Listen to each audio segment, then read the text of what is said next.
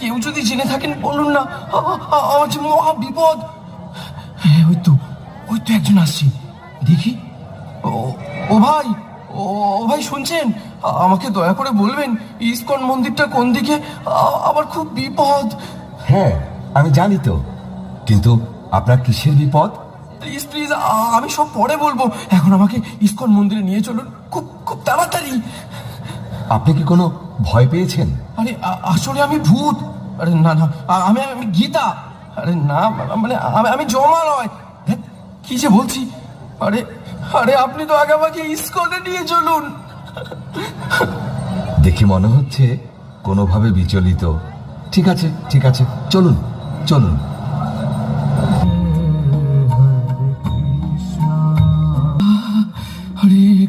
Hare Krishna Krishna Krishna Hare Hare, Hare Ram